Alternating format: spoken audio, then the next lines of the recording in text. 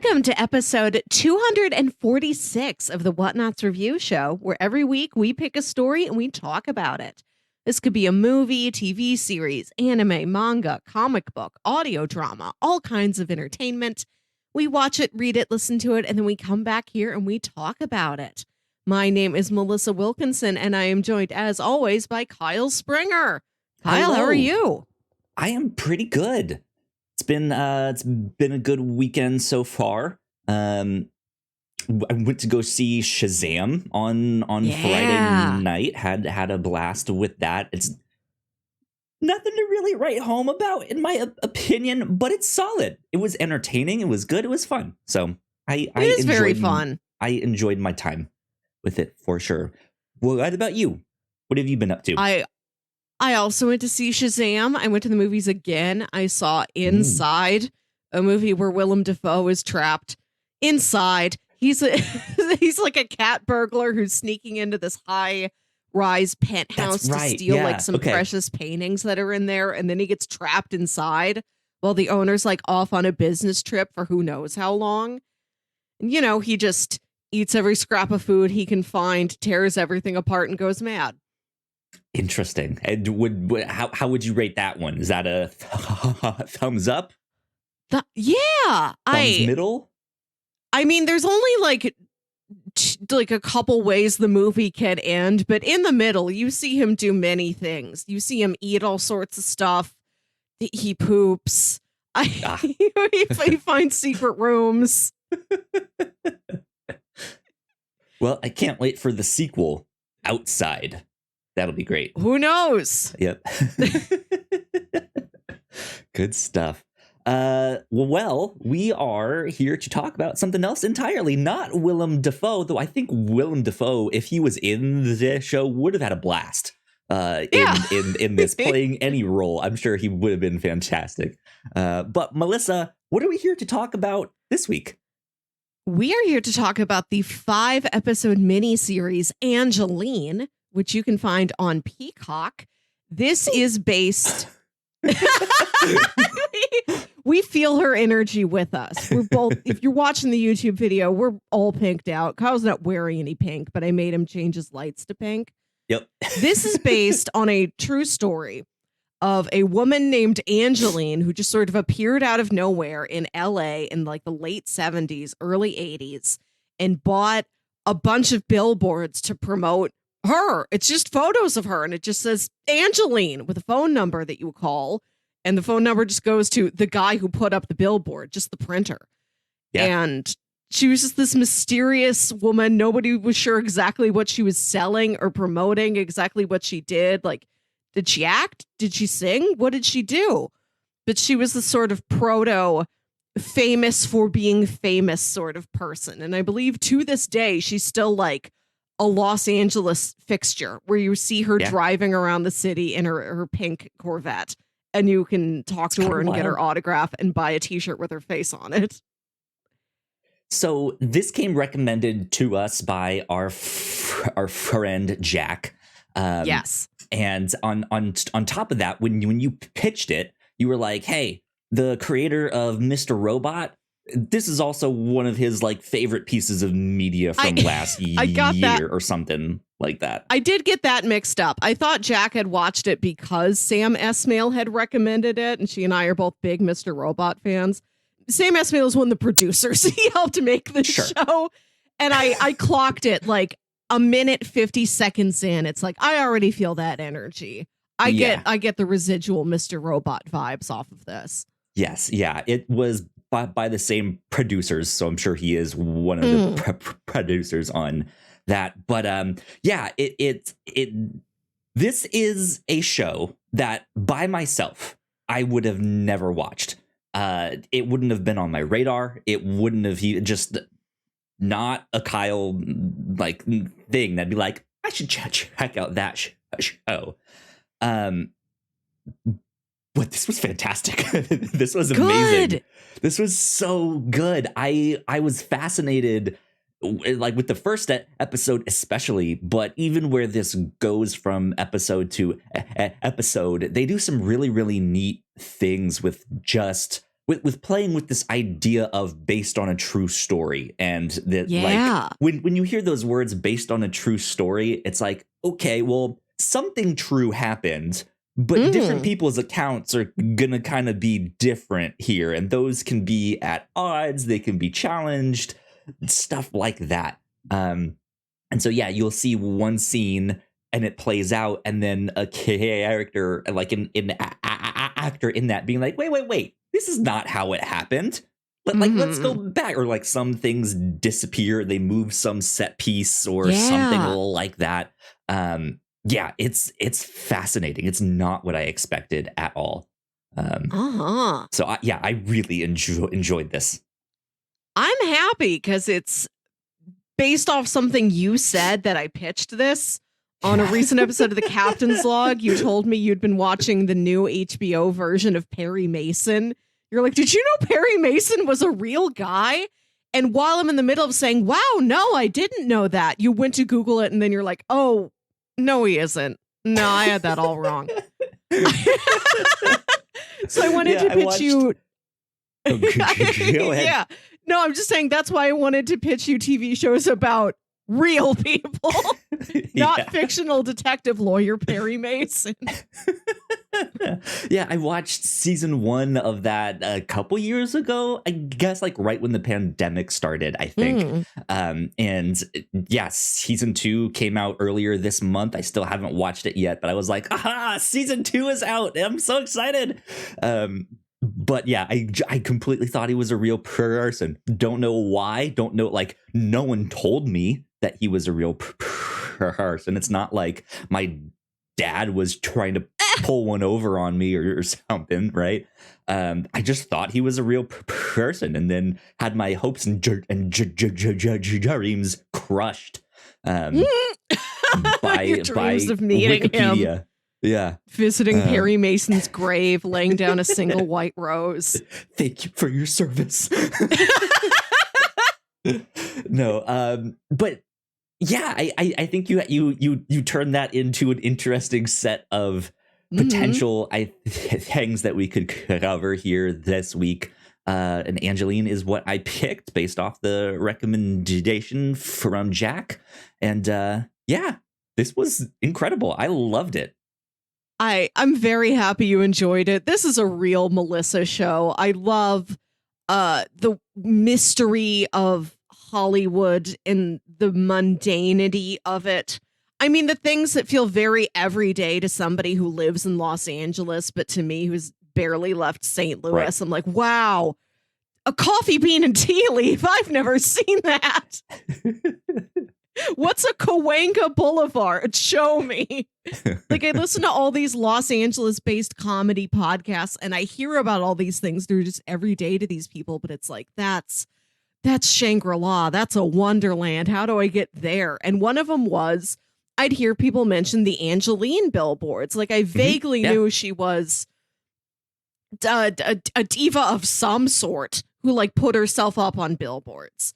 And I'd heard about the show from Jack, and I was surprised at the format it's in, where in real life, a reporter for the Hollywood Reporter like found out this woman's actual identity, her actual background. She's still such an enigma. You can't exactly explain how she got from where she started to where she is now, but at least it's like, we know her real name. We know where she grew up. We know who her family is. This is the origins of Angelyne the person. And the TV show is the aftermath of that article. So you've got interviews with an actor playing the author of the article. You've got like all these talking head interviews with him and Angelyne and the various characters of Angelyne's life. And then you see these flashbacks to the story as it happened. So the story plays around with time a lot. We move inside and outside this narrative. There's a very WandaVision type moment where somebody comes to see Angelyne and she doesn't want to talk to him, and she makes him just disappear. He's just gone from the frame like he was never there at all. It really fudges reality, really plays with this true to life sense of, I don't know what really happened. This woman was a mystery for so long. Even now that we can find an article and point to this is what her real name is, this is where she grew up, we still don't really know her that well, but we know everything she wants us to know. Like she truly reinvented herself. She's like, I'm not Rachel Goldman anymore. I am Angelyne. Angelyne's all you're ever going to know. You're not going to ask questions about my past. I'm this now. This is me. I say I'm me. You got to trust that. Don't look into my past anymore. And she wants to be this new person, and she wants to put up all these billboards of herself and be this public fixture in Los Angeles as this like beacon of hope. Like people ask, what do you do? And the answer at the end of the day is that she kind of wants to make people happy and be an amusement and be a curio in their life. Like to have that sort of to inspire beautiful yeah, she is inspiring. The show is inspiring. It's true. She did it. She met her goal. Absolutely. Yeah, it's an interesting one. I did not know anything about Angelyne going into this. I don't think I'd even heard of her. I maybe it's some corner somewhere saw something or heard her name, but I didn't know anything. But yeah, going into this, I was not exactly sure what to expect. But yeah, this blew me out of the water. I described this at the start of like, this is not something that Kyle would watch on his own, but it ended up very much being something that like, I do enjoy this kind of thing. It's just wrapped in this bright, hot pink wrapper that is just like, oh, that's something that I would have just completely disregarded. But yeah, it plays with time, it plays with reality, it plays with this idea of like of truth and like what exactly happened. Because within the story, she is very strict, very stubborn about, no, I am Angelyne. This is my story. You will not tell it any other way than the way that I want you to. But then we know through some of the people involved in her life that, yeah, they started to find out some of this stuff. And eventually that's where this article came out, which is like, hey, here's who she actually is. But even that, like the way she dealt with reporters in the past or dealt with people trying to involve her in a movie or in a documentary about her life, the way she dealt with those people also makes you question this of like how much approval of this did she have? Because if she didn't, I would kind of imagine her to try and fight against it. I don't know what her relationship to this show is. If she is like an executive producer on this somehow, or or who knows what. But yeah, it's kind of fascinating to be like, is even what we got true at all? Except for like, hey, there is an article like out there that like, but it's just I still don't know. I'll tell you, I Googled that Hollywood Reporter article. I read it. So a lot of the names have changed. Like, I think in real life, they found out her name was Renee, but in the show, her given name was Rachel. Like, the names have been changed, but the framework is all there. And there's a lot of lines in the show that are pulled directly from that Hollywood Reporter article. It's worth a read. That's cool. Good stuff. Well, I would say it's about time for a plot synopsis, but we kind of did that already. And I think in describing it, that's kind of what it is. It's a little mini series about the who Angelyne is and the mystery surrounding her.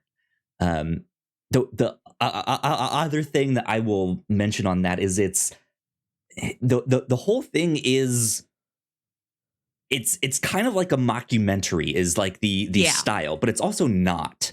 It's like half mockumentary, half biopic. Yes. But it's really all just a reenactment. But yeah, it's playing with like all sorts of stuff.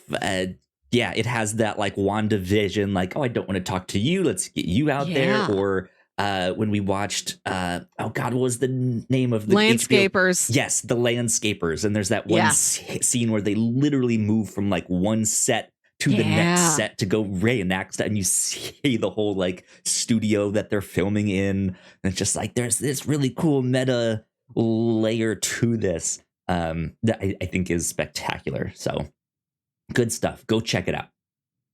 That's what I would say. Do you have anything else you want to add on to that, or should we go into housekeeping and then spoilers? Let's do housekeeping and spoilers. I think we've set the people up. Let's do it. We will be right back. Here at the Whatnauts, we make multiple different shows, and a lot of hard work goes into making them, so we would love it if you check them all out. If you enjoy our shows, patreon.com/thewhatnauts is the best place to show your support. For just $1 a month, you can get early access to episodes, and at our $3 tier, a Patreon exclusive podcast, The Pilots Club. You can even get a shout out and thank you on most of our shows at the $5 tier. And if you're one of our patrons already, thank you so much. It means the world to us. You can find out more information on our website, thewhatnauts.com, as well as your favorite podcasting platform of choice. When you type in The Whatnauts, all of our shows will pop up right there. Just don't forget to give us a nice rating and review if you like the shows. You can also find us on YouTube and Twitch for video versions of the shows, trailer reactions, and live streams. And lastly, we have merch. If you want to grab yourself a shirt or a hoodie or a mug or something else, head over to thewhatnauts.com/store to pick up some merch today. And we are back. Once again, a big shout out to all of our Patreon supporters. We love you. We appreciate you. Thank you. Thank you much. For the Pilots Club this month, we went to CSI. We went back to the original to go check that out and see how that has been. That was a good, fun one. Up next, this next month in April, we are covering one of the strangest pilots I think we've covered yet. Melissa, can you give them some info on this next one? It's strange in how utterly mundane it is. Jason Alexander stars as Bob Patterson, the nation's third best-selling self-help author. We're watching the pilot of a show that aired in October 2001, I think. And the show only aired 5 episodes. It was canceled very quickly. Yeah, it basically lasted a month. Which is that's just like that's one of the things that I think is so fascinating with that of like you usually hear it gets the full season or it only gets the pilot and that's it, or it just the pilot somehow leaks out and it never got made into an actual show, but you don't hear like, oh, they made it for a month and then they stopped. Yeah, they only ever made 10 episodes, some of which are lost. Like, they aired 5 episodes. I think there's like 2 or 3 more episodes you can find online that weren't aired, and like another couple that are lost to time. Bob Patterson is lost media. And I watch a lot of lost media videos, and I was surprised nobody's talking about Bob Patterson. Some more cool things that we have been up to here at the Whatnauts. First of all, last week here on the review show, we talked about Shazam and the 7 Magic Lands. Since the new Shazam movie came out this week, Shazam and the Fury of the Gods, we decided to go back and read some Shazam comics.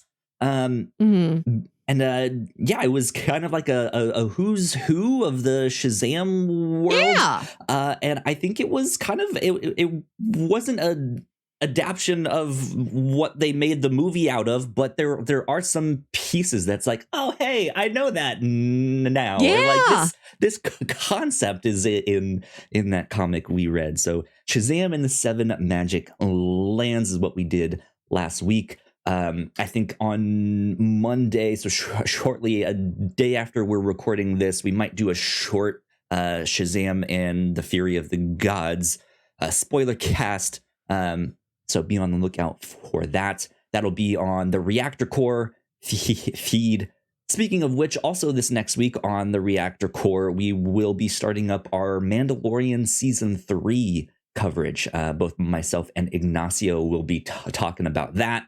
And then on the Captain's Log, Melissa, we got to run down some of the Oscars stuff. You brought your ballot, your all of your predictions, and some things like that. And then I talked about getting whiplash from a TV episode description.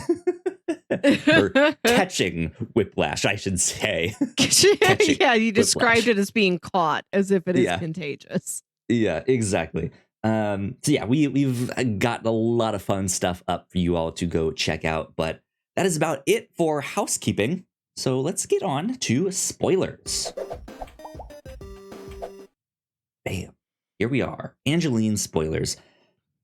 So yeah, I really enjoyed this a lot. I think episode 1, it like pretty much immediately kind of draws you in.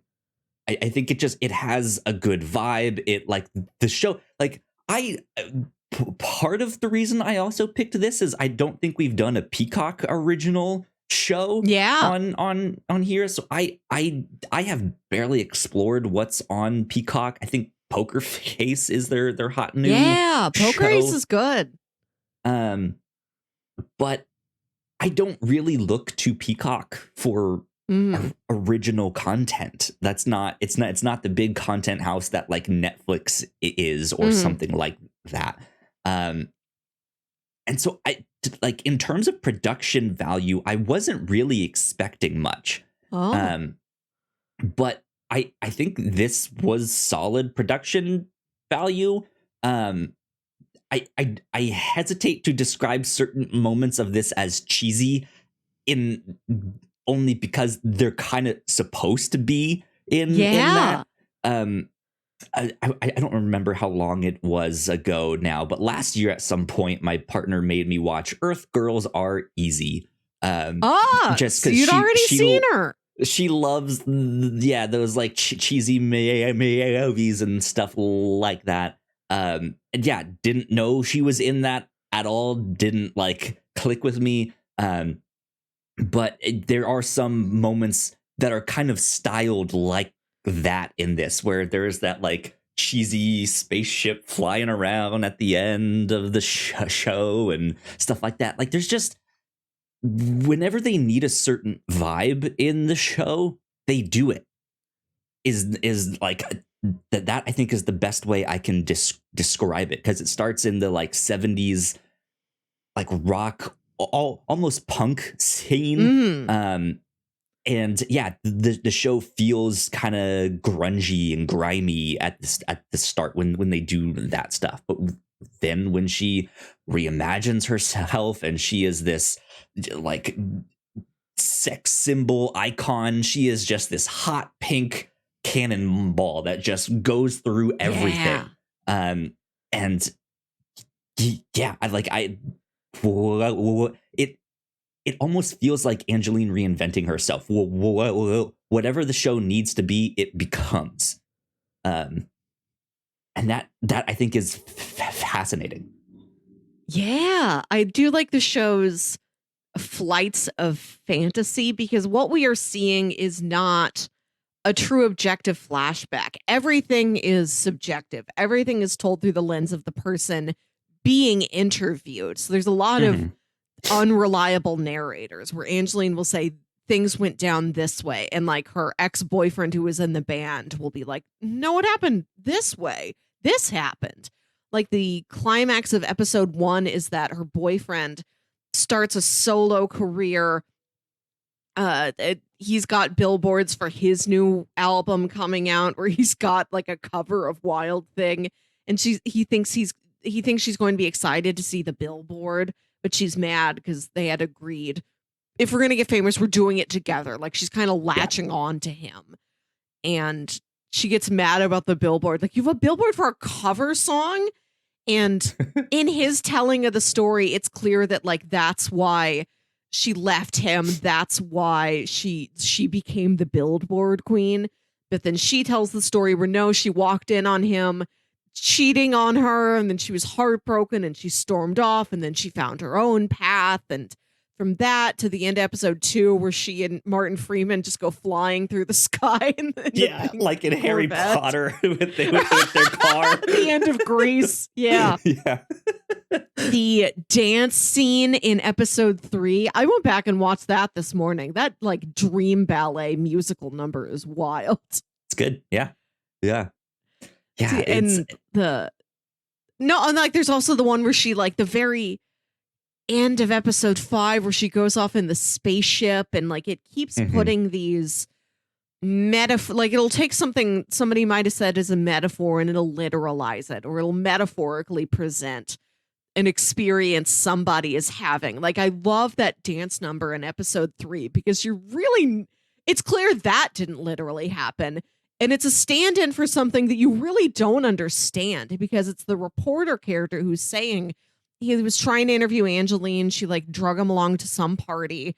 And he's like, when I saw her enter that party, there was something, the right light, the right circumstances. I got it. I understood why she is the icon that she is. I understood why she was magical. And we don't see exactly what happened to make him believe this. We just see this outrageous, like Big Lebowski-esque musical number. Yeah. And we don't know exactly what that's a stand-in for. Yeah. Like that's the thing. Like I feel like we almost have an easier time recognizing what Angelyne was trying to do rather than the people back then trying to figure it out. Because we now have social media, influencer culture, these people who are just trying to be famous for famous sake, or like there are experiences out there for influencers that are just completely fabricated, like big planes that you can rent, where they have like screens and stuff on the outside to be like, I'm flying to who knows what, like they have stuff like that. They have like hotel rooms that are meant for influencers just to just be like, here I am in Italy, in some lavish hotel room, and they've really only booked it for an hour to do a photo shoot, right?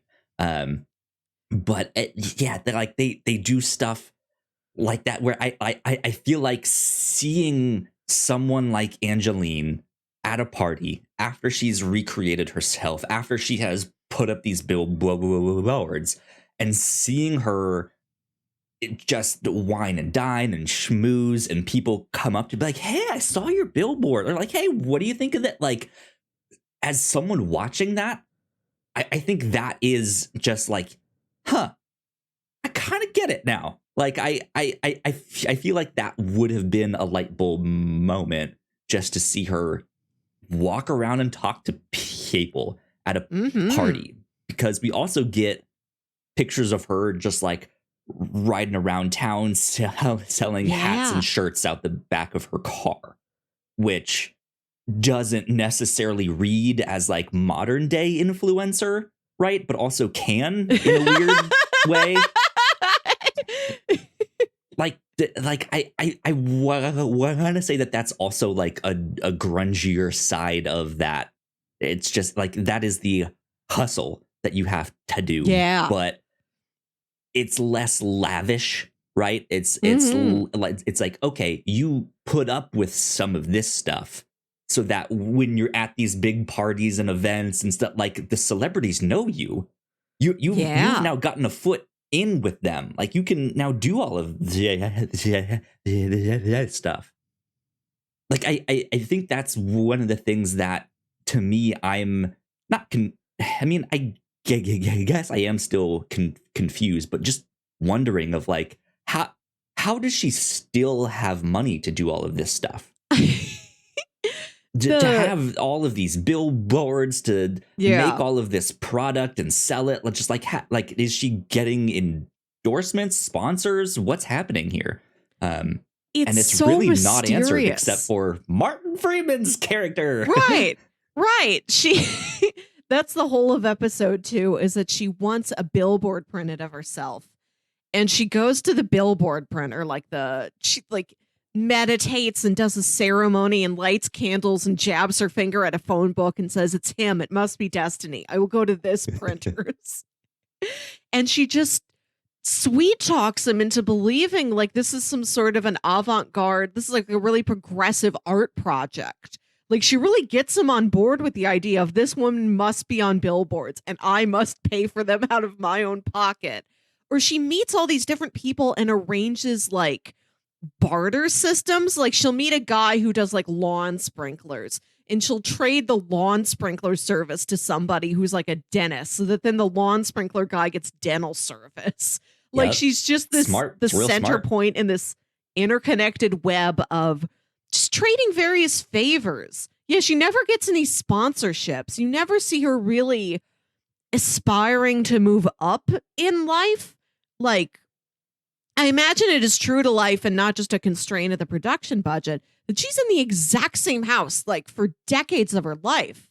Like she never seems to want to move up. She never, after that initial pink Corvette, it seems like she's got, I didn't look that closely at it. I'm not a car person. Maybe she's got the same pink Corvette the whole time. She doesn't seem to want to trade up in life. And I think it's even her ex-husband, maybe, who says, she invented such a character. She seems like she should be the star of a TV show. I don't know why that's something she never went for. Like she wants to be a star, but a star in a very sort of vague, self-directed way where she wants to be in a movie, but only if she's playing herself. It is Angelyne as Angelyne, and she's just saying stuff she thinks she would say. Like she's got a music video at one point. She goes on that talk show to promote a music video, but it's unclear. Like, did you want to cut a whole album? Did you want to be a pop star? Like she has all these different sort of ventures, but it seems unfocused. Like she doesn't have a goal. She's not playing any sort of traditional, I want to be a star or influencer game in any way. Yeah. Like she's putting her finger in all sorts of pies. Yeah. And that's it. Just that initial move. I have one song and a music video. I did that one movie. I'm going to do this one article, right? I'm gonna do it. And it's interesting because then by having this kind of shotgun approach, she can see what works and what does not. But it is this very controlled, like I'm going to control the story.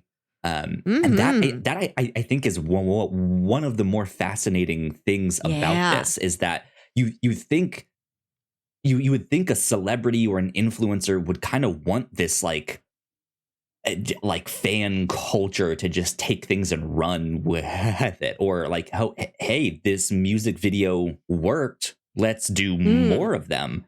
But yeah, I think because of the trauma she experienced early on in her life, just wanting to escape from that and not having that torn away from her again, she is just like, this is mine, like my precious, right? Like, you see that she is very smart and very cunning, and she really does, as much as she is a secret, she seems to do her research on other people. She knows how to handle other people. Like any of the scenes where she's in some sort of a business conversation are really outstanding. Like when she meets Hugh Hefner, like Hugh Hefner wants her to do a spread in Playboy, and she like absolutely calls him out. Like, no, you made your money off of Marilyn Monroe by buying photos she shot years earlier for some other guy that she never said you could have. Like she just has everybody's number. Like, no, I know who you are. I'm not doing this. Or like she's negotiating to get like the billboards. Yeah. Yes. She's not only playing this like sex symbol, like bimbo like character. Yeah. Right. But she's also like she is smart, and she will be like, well, you just think I'm some dumb girl with big tits. Like that's it. But actually, no, I know that you guys like you will want me, or I need these spots, but you already have these clients, like, so you need this thing. So if you invest more in that frees up this thing. Like she just has this plan worked out that is just kind of fascinating. Of like, when did you come up with that? That it's just kind of fascinating to see. But yeah, the whole thing is just like, whoa, she, like, it's equally, just like, I'm fascinated by all of this, but also, why aren't you pursuing more? I'm confused. Yeah.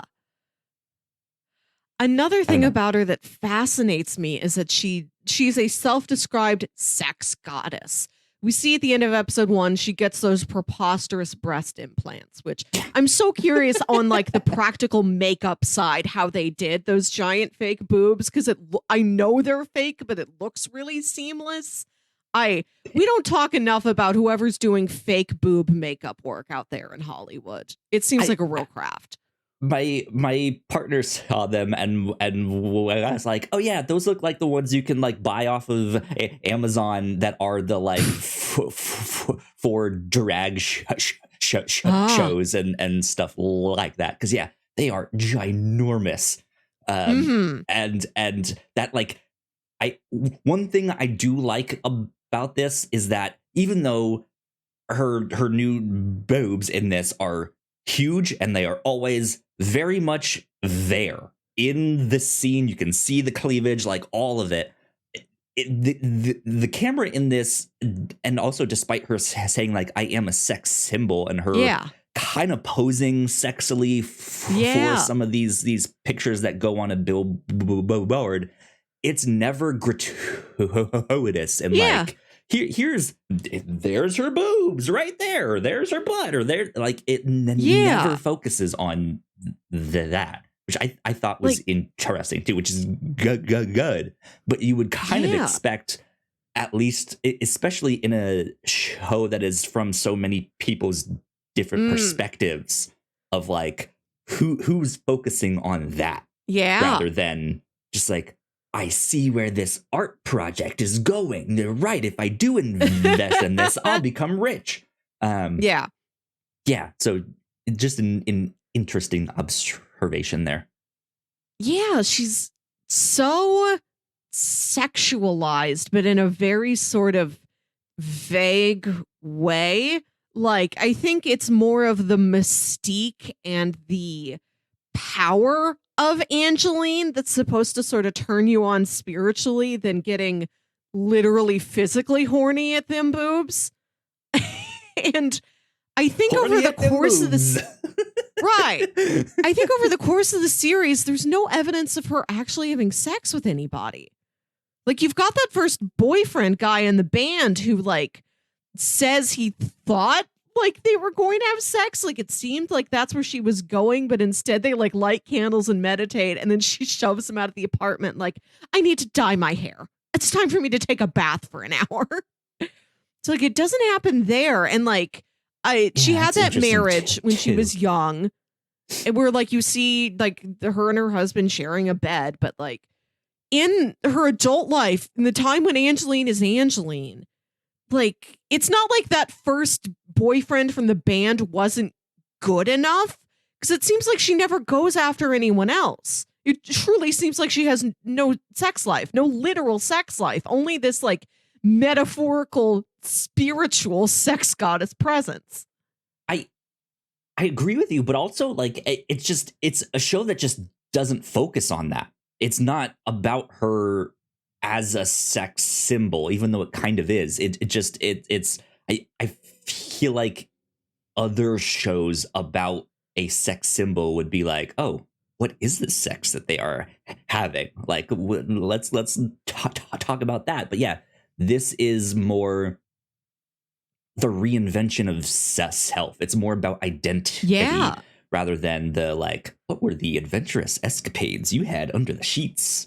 No, but it's like they're not even making an offhand mention to, and then Angelyne dated this guy in 1991. Like, there's all the characters in her life are like, it's the ex-boyfriend, the ex-husband, and then it's all like assistants, business associates. It's very clear that she just had like an emotional thing with Martin Freeman. Like he was just sort Mhm. of obsessed and infatuated with her, but not in a sexual or even romantic way.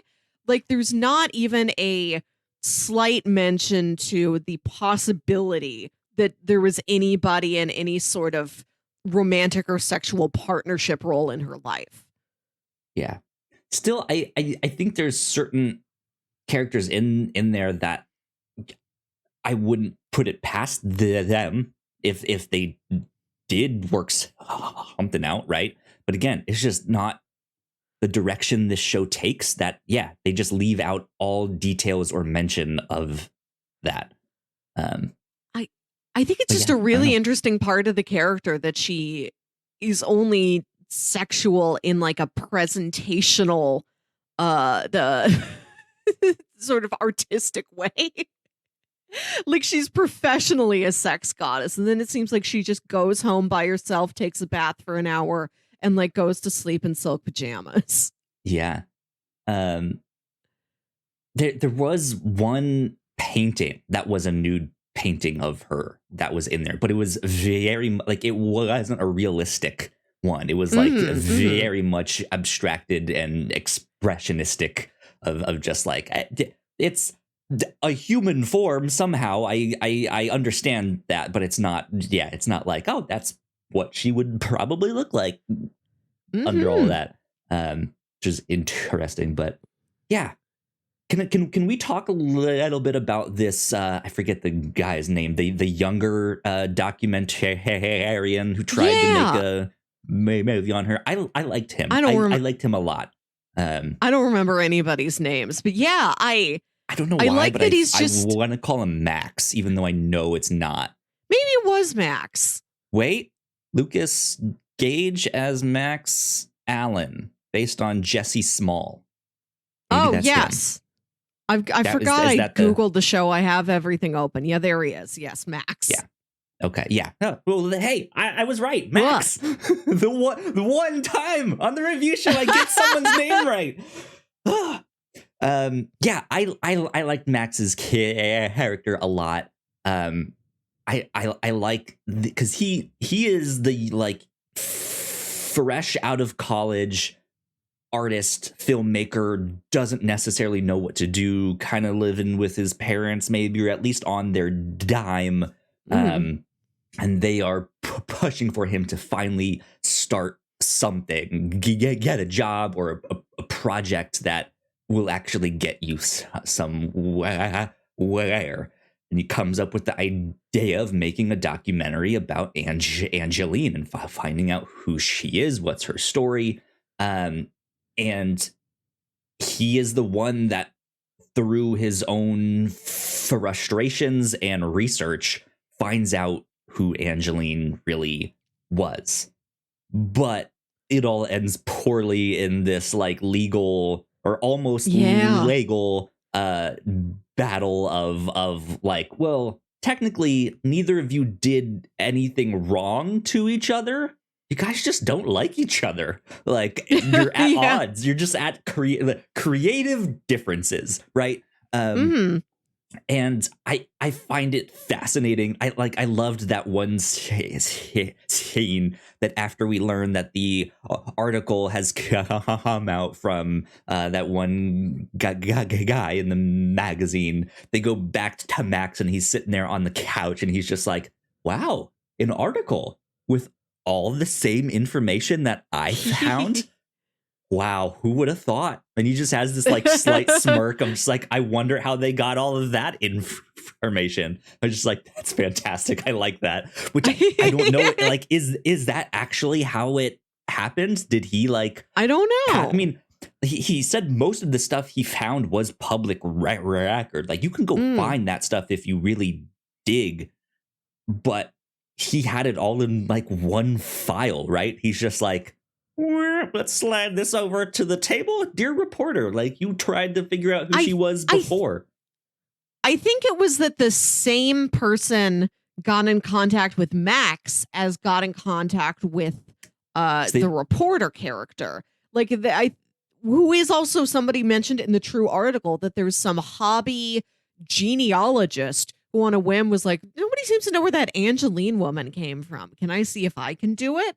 Like, who had a background in like worked for the government, did some sort of role in public records, had a genealogy interest, and found stuff about her. And at first, contacted Max. It seems like Max couldn't go forward. Max finished a lot of the details on his own.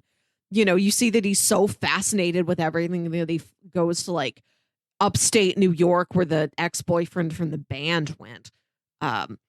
Volunteering but for he's 3 not- months at the old Yes! folks home just to get that one interview under false pretenses with what's his name, Martin Freeman's character. That's an interesting detail. Yeah. He goes so far, and I like that he has no real personal interest in Angelyne. He's just like a Southern California native. He's seen the billboards around. He needs something to do as like this post-grad film project. He's like, I could try her. Isn't it weird? It's not like he really wants to make a movie about her. It's that he thinks it's strange that there isn't one already. He's like, I guess I'll do that. It seems like that's something the world would want. And he just sort of goes mad with it, that she's so restrictive and so withholding and so commanding about, you will talk to my dentist. You will talk to him at this time. Right. I have set it up. You will pay my dentist $100 for his time. I do really like that her approach is, if you're making a movie, the people you interview are ostensibly the stars of your movie. You will pay them. Like, she wants everybody paid for their time, but also this kid's 23. He has no money. Right. That is an interesting thing. I'm not a filmmaker. I'm not a documentarian. I don't know how that works of like paying people for their interviews. That like I imagine you would. I don't see why not. But that I feel like knowing the art world, that's also maybe kind of a foreign concept for some, of like, maybe we can get away with just interviewing them and being like, oh, you were just an interviewee, like you weren't an actor in this thing, right? So I don't know, but yeah, that was like, I was like, oh, she's good for her, like wanting to get all these people paid, but also then like tacking on like, oh, but then pay him an extra $350 because I owe him for this one that like the last time. And then I'll pay you back. Angelyne, what are you doing? Like you can't do that. Like that's not how that works. Like, if you want to do this documentary on me, you need to buy paintings of me. I like the one scene when he shows up to the fast food restaurant, gets a specific meal, and they go, oh, you're the new guy, huh? And he's like, wait, what? It's Denny's. No. It's like, oh, you work for Angelyne? He's like, no. It's like, oh, but she has you in that shirt. How cute. Like, and he's just like, fuck, man. Like, I'm the new assistant. This is not what I signed up for. I love when she goes to meet the reporter, and Jeff Glazner is the fictional reporter name. She goes to meet him at the Denny's, and she has like her own booth at a Denny's with a pink velvet rope. And she sits down and she just orders coffee and a plate of sliced tomatoes. Amazing. God. I don't know. It's just, there's so many interesting details in here that are just like, yeah, she's smart, but then she is trying to get this filmmaker to pay out of his own pocket her irrigation specialist that she forgot to pay 2 months ago. I don't know. There's just weird things in there of just like, you're smart, but then you also make these just weird ass choices of just, like, what are you doing? But yeah, the whole thing is fascinating. I think my favorite characters, what was Max, and then the daughter, the Martin Freeman character's daughter, who is Wendy just Wallach. absolutely pissed off at her at first, because with her father's obsession, it does almost get into that territory of like, well, are you having an affair? Like, are you cheating? Like, what's happening? And he's, as far as we know, he wasn't, but he is still so obsessed with her that it is ruining the family. And it seems almost that Angelyne just has no clue what's happening to the family, or like how, just like when the daughter approaches her, she's just so mad, like, you're ruining our family, like you can't keep doing this, we don't want you here. And she's just oblivious to this stuff and has this like, well, I'm doing, like, I'm not actually hurting you in this stuff, you guys are just reacting poorly to how I'm living my life and all of this. And it's just this like weird, twisted, just like almost very selfish, like self-centered, just like, what is happening? You're on another planet here. But then, yeah, we see her down the road. I don't remember exactly how long, like 20 years later, something like that. And she catches her just in the parking lot of some supermarket selling stuff out of her trunk. And yeah, and just being like they had an actual conversation, which even then wasn't much of an actual conversation, but was the most actual conversation that they had. And she just immediately just kind of everything just deflated in this, of being like, oh, she really wasn't after my family at all. Like she wasn't a bad guy here. Like it's just that she was oblivious. Like she just didn't care, and not in a malevolent way, but she's just looking elsewhere. Like she's over here in the clouds, and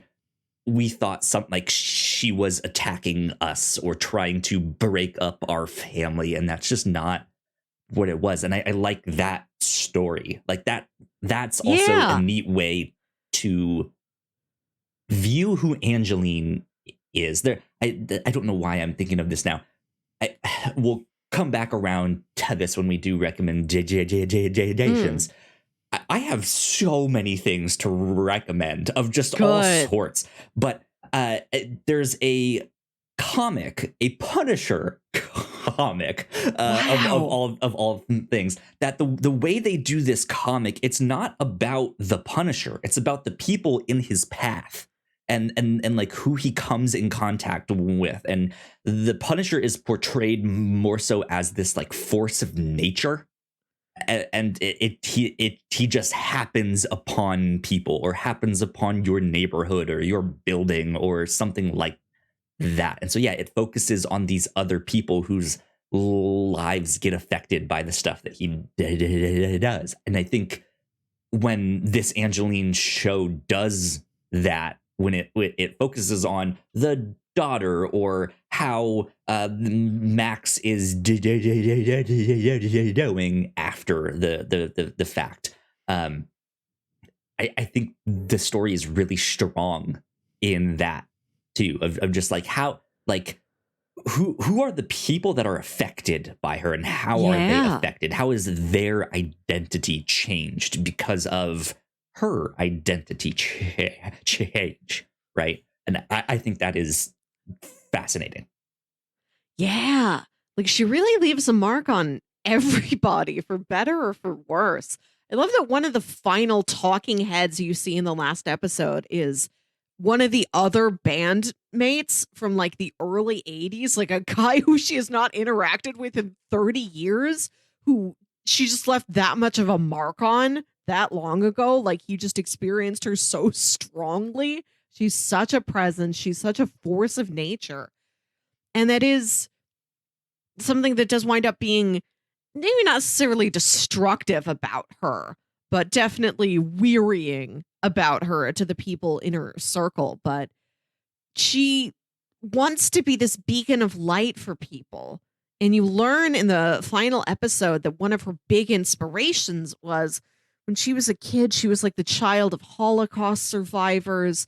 they were traveling from Israel to America to like start a new life. And on the ship there's some entertainment on the ship, and it's a woman doing a Marilyn Monroe act where she's wearing the pink dress from Gentlemen Prefer Blondes. And she's singing like Yeah. Diamonds Are a Girl's Best Friend.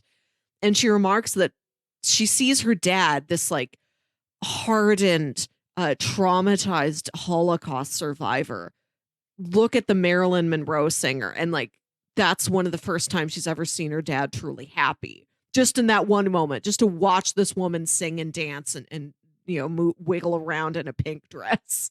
And it makes this mark on her. Yeah. She's like, that if that makes people happy, I should do that. I should be that. What if we just had a force that pure out there in the world? Like that deliberate that is the interesting thing of like us as adults watching that situation. Sure. Yeah, he's happy, he might be smiling, we know he's in his mind he's just like, man, she's so hot, like right, like he's maybe thinking horny thoughts or something like that, whereas the daughter just sees the purity of this whole thing. Like, here is a force of nature in pink that is making people happy. Why can't I be that? And just has no thought of like, oh, it's about sex. Oh, it's about big tits. Oh, it's about like it's none of that for her. It's all about commanding attention and then it like inspiring you, bringing joy and hope and happiness and stuff like that. If she has to get big tits to get your attention to even do that, sure, why not? But she just has no like, well, I'll get these big tits so that all these men will like me, and then I can have all the sex in the world that I want, and I'll be powerful because all these men like me, and they'll give me their money and all that. It's not that. Yeah, no, at all. Which is wild. So yeah. Lots of there's so many just fascinating details and aspects about this that it's so packed. Just 5 episodes and there was this much, and it's still like I think something that I also love about this is that it doesn't linger longer than it needs to. It tells you the story and it gets out. 5 episodes, that's really short. And they're only like 42 minutes each. So they kind of could have just done like a really long movie. Like a 2-part documentary thing, right? But they're like, no, let's just do it in like 5 episodes. Like there is, each episode has like a specific story or part that they are telling. But yeah, it's just they tell the story they need to tell, and then that's it. They get out. There's no downtime. There's no like, okay, well, maybe let's set the seed for season 2, what she did in the 90s, right? Like we really don't see much of what happened to her in the 90s or early 2000s. Yeah. And then we just hear bits and pieces of like, oh, she's still around. Like here we are in the 2000 teens, right? The all of that stuff now in the 2020s, and she's still around. But that is also to like circle back around to what I was talking about at the start of like, who pays for all of this stuff? If she's still around, I know she still has billboards up, right? How? What is she doing? Did she make did she actually get rich enough to just continue this lifestyle? Is there someone else supporting her like that? It still leaves so much of a mystery around her that I like, as much as I am being like, okay, but with how controlling she was, how much of this actually is true though still, right? I don't know, but also I think this almost fits exactly what she would want. She's often describing herself as a mystery. You need to have mystery. That's the thing that's alluring, right? that is like if I don't tell the whole story or I change the story, you'll never. And that's the thing. They reveal all this backstory about her. That's ultimately not the stuff that I care about in this at the end of the day. I'm more fascinated with what she became. It works on all levels. I don't know. It's it so truly good. does. It's a really compelling show. Like I went through this in a matter of days. Like every night, it's like I have to make time to watch an Angelyne tonight. I need to know where this is going. It's compelling. It's inspiring. She truly delivers on what the message she wants, where she's like, I made the ultimate version of myself. Yeah. I dressed for the job I wanted, which is just a magical presence in the world. Right. She just believes in herself so thoroughly. She has such a commanding self-respect, but also not in a way that she really puts other people down. Like she does manipulate the people who are close to her to sort of pave the smooth path for her. But like, you can imagine if you're just like somebody on the street who meets Angelyne. Angelyne is aware of her status as the ultimate hotness in the universe, but she wants you to kind of have that same feeling for yourself. Like the way Angelyne feels about herself, she doesn't want that to be her own possession. She wants everybody to have that. Everybody to walk out in the world as I'm the ultimate me. I'm the best me. I'm not a person. I'm an icon. Yeah, exactly. Yeah. This thing is it's fascinating the way they play with reality and all those moments. Like they often do scenes based off like how she feels rather than what is reality. But that's also true to an extent, right? Like there's the scene where she sees that giant billboard. She stops in the middle of the street, steps out of her car, and is just looking at it as people are like starting to flock to her. Be like, "That's you, isn't it? Can I get your autograph?" And it's such a neat scene, and it's so indicative of what's like it is true to a sense, but it's also not true in terms of like that's actually what happened. But it's how she felt. Right. And yeah, it's such an interesting way to portray reality. Yeah. Her feelings are her truth. You don't need to know anything more than that. Yeah. Yeah, exactly. Yeah. Great stuff. Highly recommend this for sure. If you still have yet to watch it. Do you have things that you want to talk about that we missed?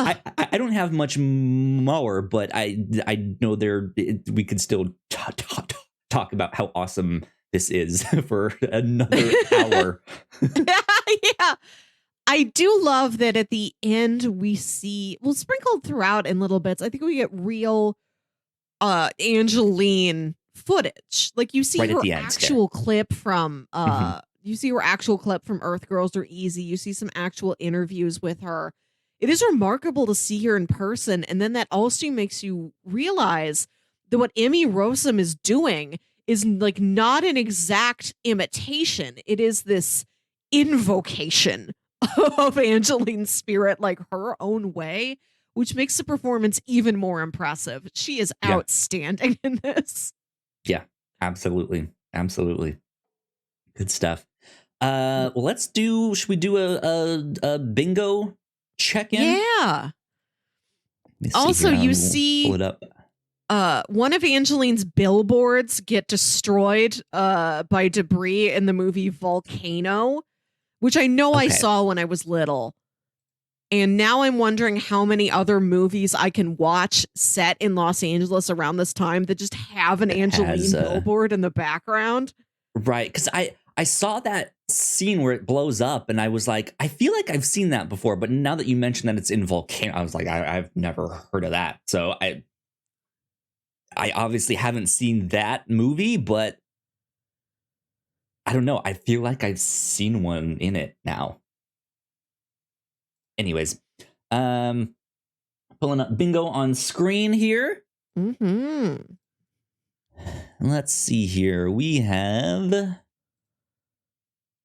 No treasure maps. Who's driving the bus? No. Fake fast food name? No. Do we have a diary entry? I don't I don't think think so. so. We at one point her parents force her into a closet, but there's She's trapped not in a closet hiding. and hiding in a closet are Right. different. Yeah, I don't get Yeah. that one, but I do get breaks into dance and needle Oh, drop I of the have that one time too. period. Oh, Let's see here. I want breaks into dance. Yellow. I've got a counter. By the end of the year, I need to find 3 sexy red dresses. I'm trying to remember. She wears so much pink. I don't know if that much red gets in there. It's mostly pink. If she's in Yeah. red, it's at the start. It'd be in episode 1. Yeah. But even then, I don't think she's in red. And like she's so sexy as a default.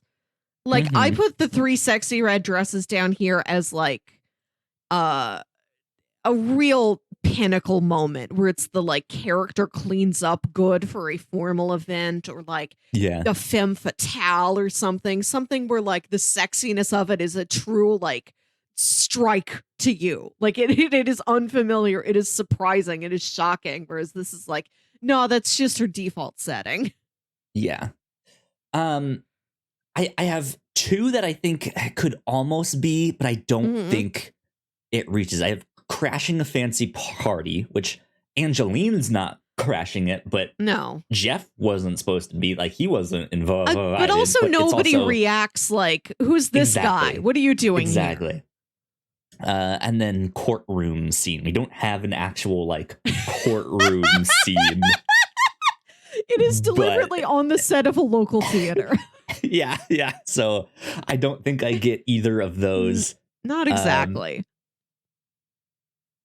Let's see. Anything else? I think that's it. I only got breaks into dance on that one, and you had that one as well as needle drop of the time. Okay. There we go. Well, that is our bingo update for everyone here. Still no bingos, but we are approaching ever so quickly. Let's see. Let me put those guys out there. So yeah, Melissa, let's do recommendations. What would you recommend?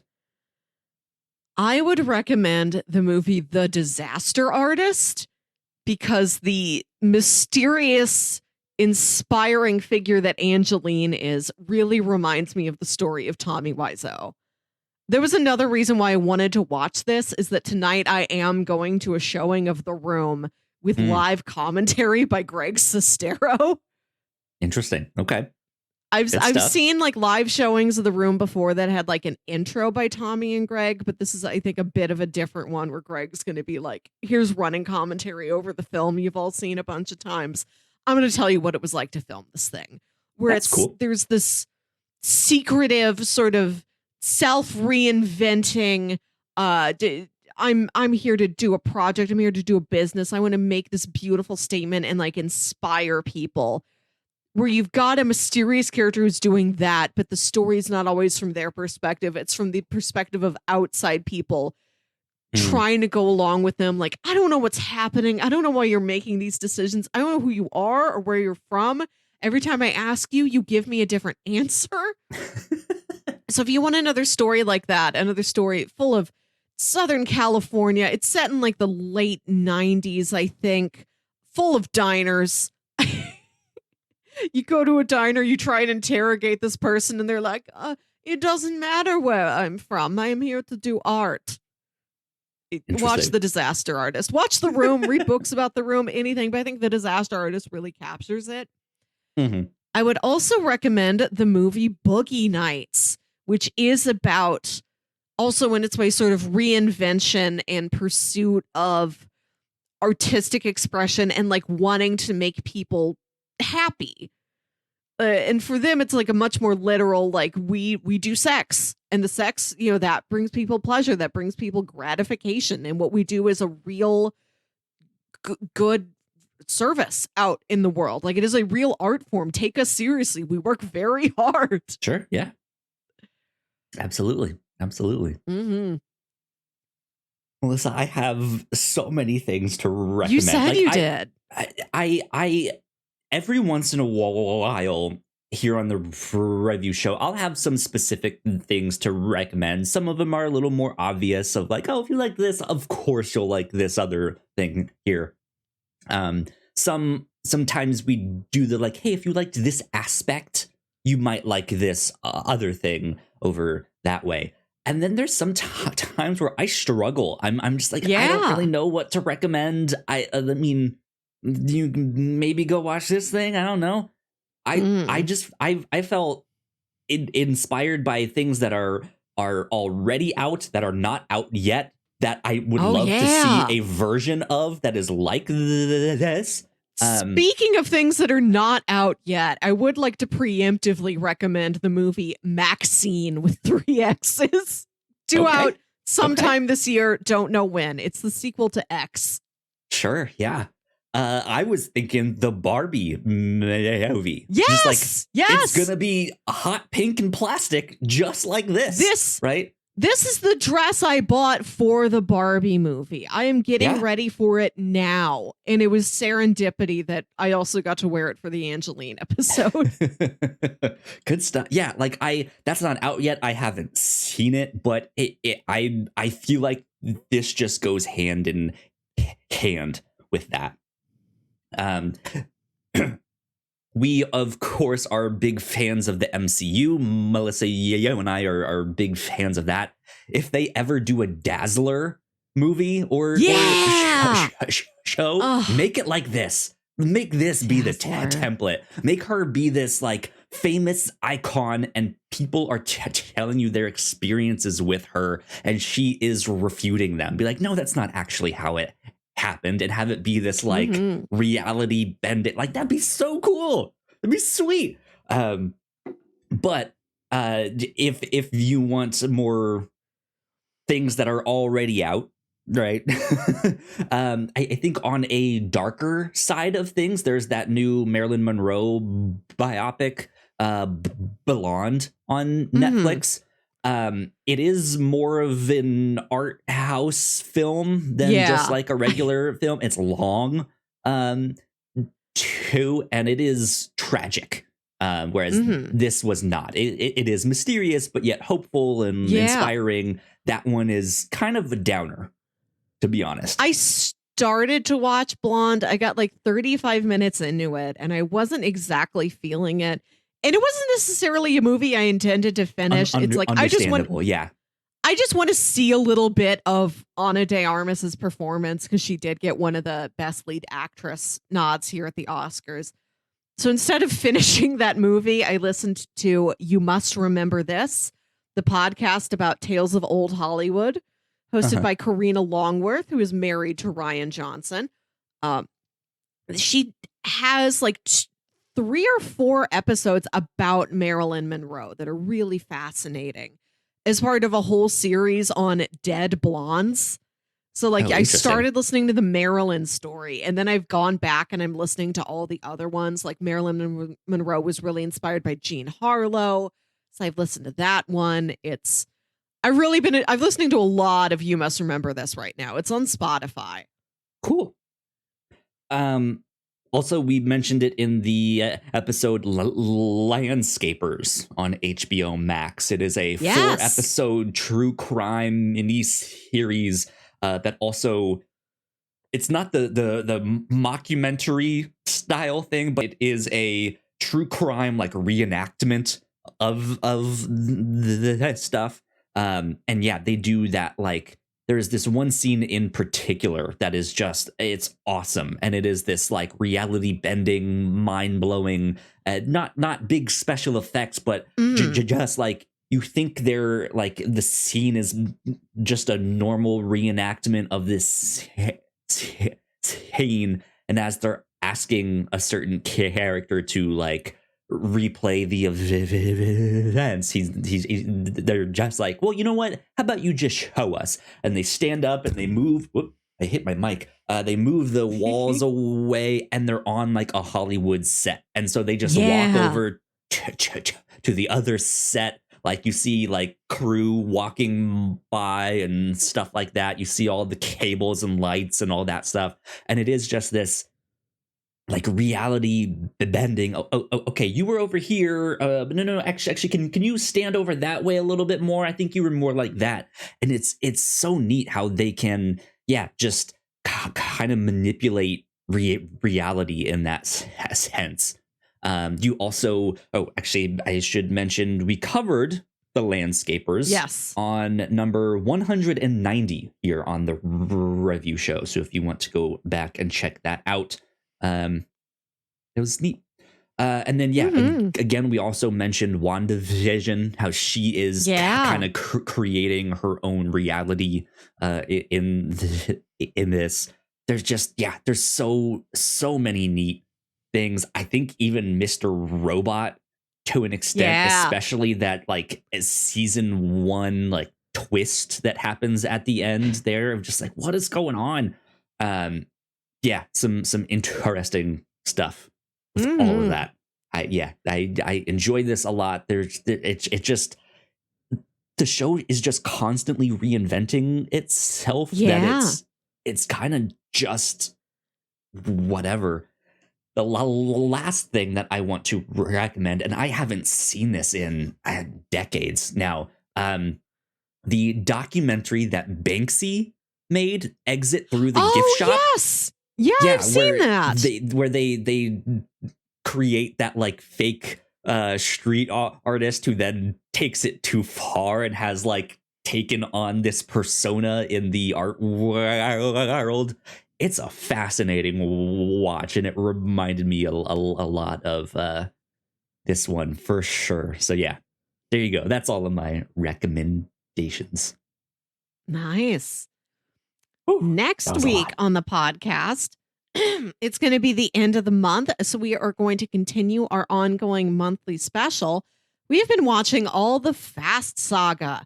Next week, we will be watching 7, 8, and 9, and we intend to watch Hobbs and Shaw on our own time, but it might not be the focus of a lot of discussion. It's more supplementary material.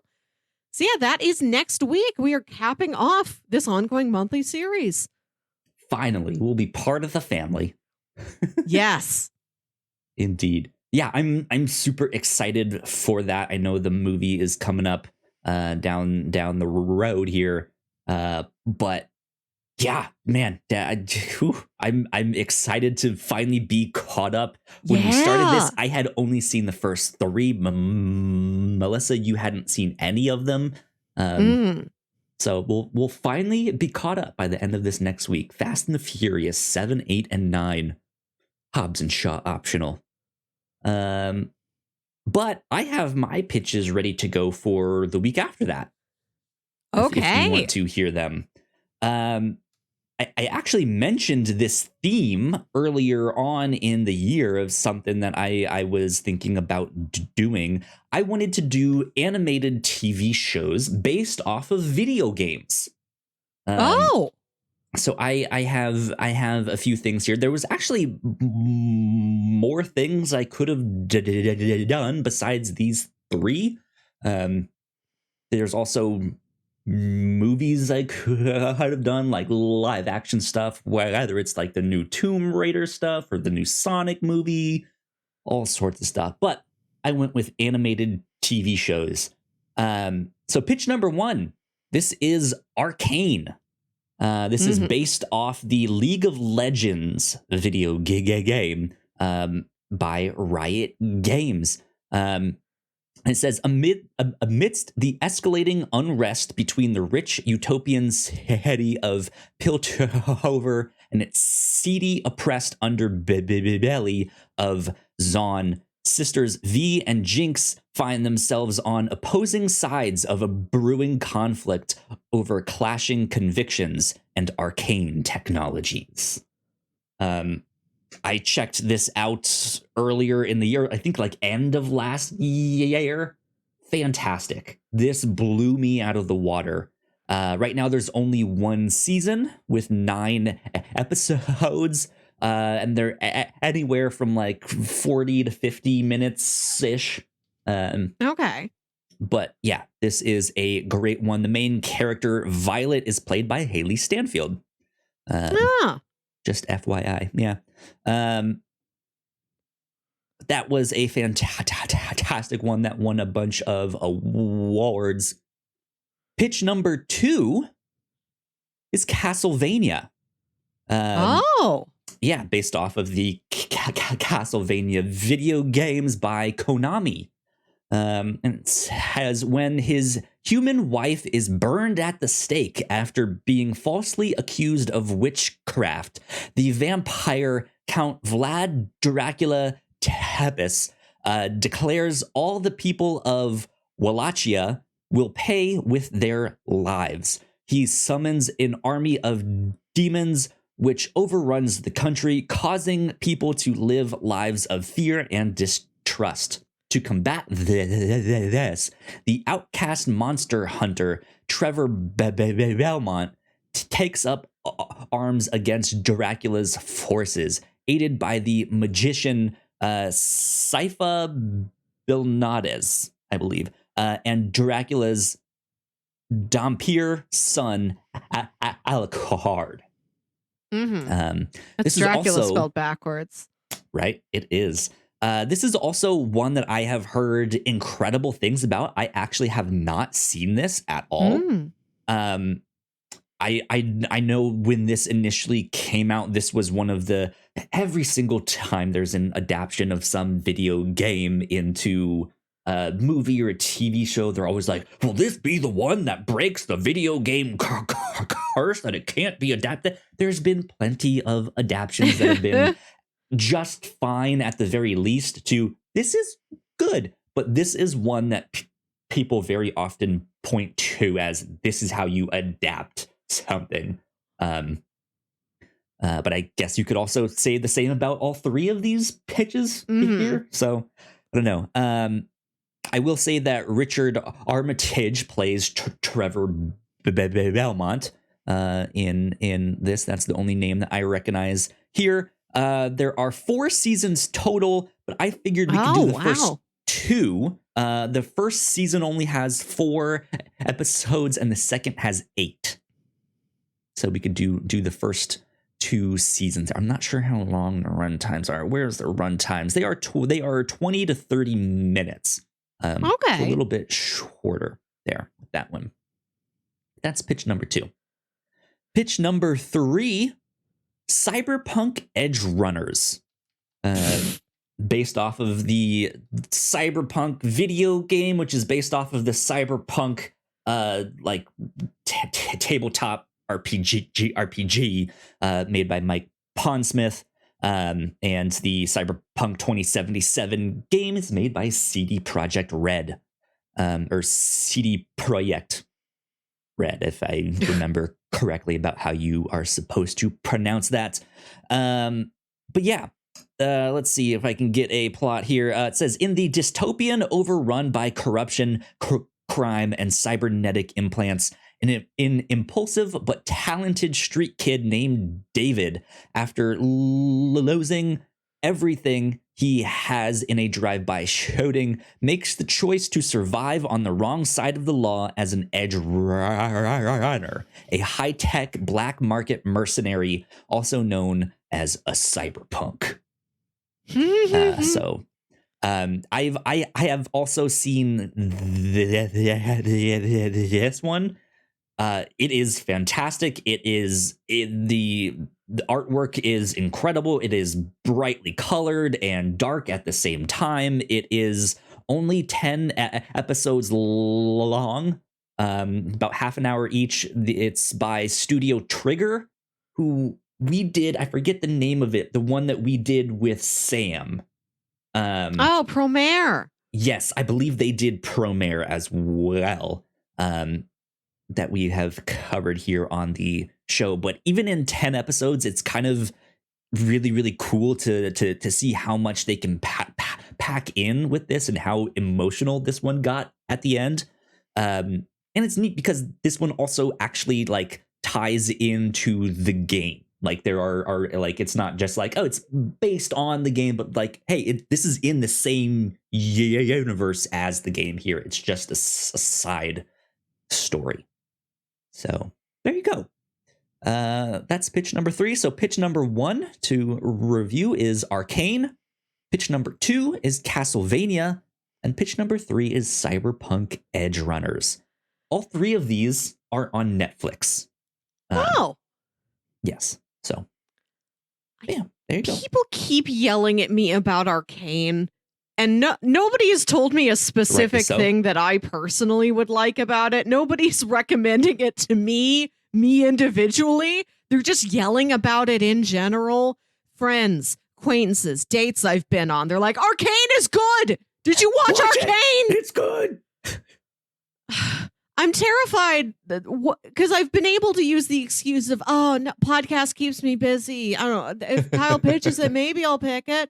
So I feel boxing and doing it now, but I am scared. Like, what if there's this thing that everybody thinks is a 12 out of 10? And I'm like, yeah, it was fine. I'm scared of being underwhelmed and people being angry that I'm underwhelmed. Let's put it this way. I went in also with high expectations. Hearing that people loved this, it was all that stuff. I walked away being like, yeah, holy shit, this was awesome. Okay. It is, yeah, you don't need to know anything about the video game. I know nothing about League of Legends, and I'm a big video game fan player. I'm a gamer. You know what I mean? But and I know nothing about that game.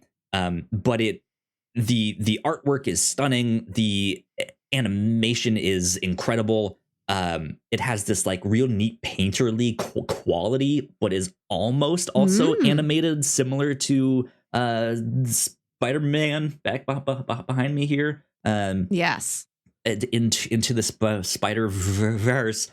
But they put so much work into their characters and the environments and just the story and the world that they are building in this, that it's just on another level with how good it is. So even me playing it up here and trying to explain, like, no, you will like this. I think is you'll. I think you're safe. Just. Okay. Go in however you want, and I think you'll be fine. So. All right. We'll do it. We'll try the Arcane. Hell yeah. We will watch Arcane in 2 weeks. Keep that in mind, because next week, Fast and the Furious 7, 8, and 9. And then the week after that, Arcane. So yeah, lots of good stuff coming up. I forgot that also next week is when John Wick 4 comes out. So we might be doing a small spoiler cast on that thing if we can find some time. But yeah, there's so much good stuff coming. So be on the lookout for all of that. Busy year. Indeed.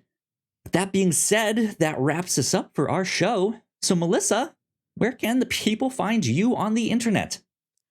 You can find me on Twitter and Instagram at Wilkywit. That's WILKYWIT. And listen to my other podcast, Saturday Morning Obscurities, a show where me and my brother Jams talk about weird old kid shows you feel like only you remember. Cool. You guys can find me at Yo Kyle Springer. And if you guys would like to stay up to date with all of the stuff that we do here at the Whatnauts, we are at the Whatnauts on Twitter. So please go like, share, and subscribe. That would help us out a ton. If you are watching this on YouTube, go check out one of our other videos right over there. I did see that they just added some podcast feature in YouTube that I'm going to have to explore. So yeah, go check out all of that good stuff. This has been number 246 of the review show. We'll see you next time. Bye. Bye.